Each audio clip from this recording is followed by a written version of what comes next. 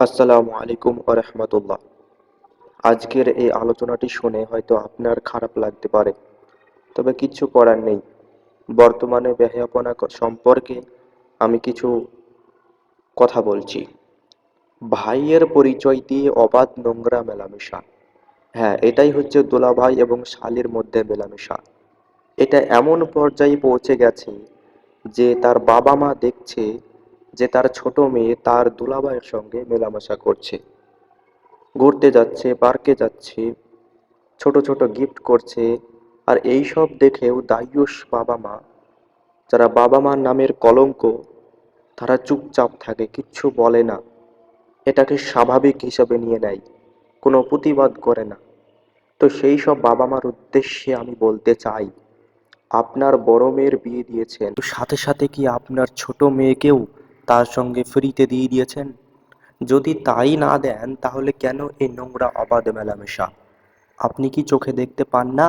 আপনার ছোট মেয়েকে নিয়ে সে বাজারে যাচ্ছে, পার্কে যাচ্ছে, নোংরামো করছে।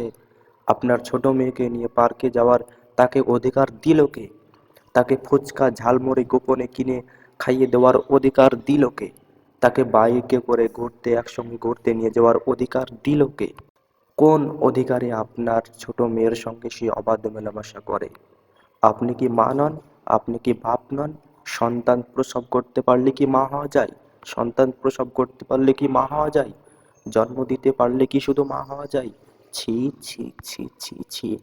আপনার চোখের সামনে এইসব নোংরামো চলছে, তবু আপনি চুপচাপ নিশ্চুপ কিছু বলছেন না, প্রতিবাদ করছেন না।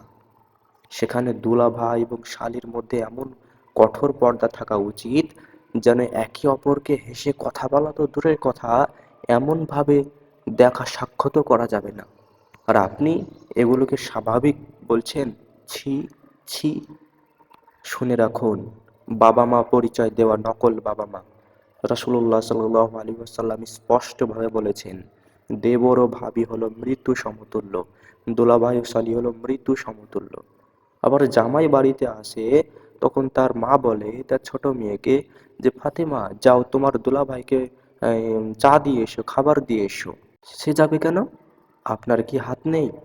আপনার কি পা নেই? আপনি কি অন্ধ? আপনি গিয়ে তাকে খাবার দিতে পারেন না কেন? তাহলে বিয়ে দিয়েছেন কি করতে? আপনার ছোট মেয়েকে ফ্রিতে তার সঙ্গে মেলামেশা করার জন্য? শুনে রাখুন, এরকম ভাবে যদি আপনার বাড়িতে চলতে থাকে, তাহলে আপনি কখনোই জান্নাতে প্রবেশ করবেন না। কারণ দায়ুস কখনো জান্নাতে প্রবেশ করে না, আর জান্নাতে গন্ধও পাবে না। আপনি যতই নামাজি হন না কেন, আপনি যতই সালাত আদায় করুন না কেন, সারাদিন 24 ঘন্টা যদি ইবাদত কাটিয়ে দেন, তবু আপনি জান্নাতে যাবেন না, যদি আপনি নিজের ফ্যামিলিতে বেহায়াপনার সুযোগ দেন, আপনার স্ত্রী বা আপনার মেয়েকে, আপনার বোনকে বেহায়াপনার সুযোগ দেন।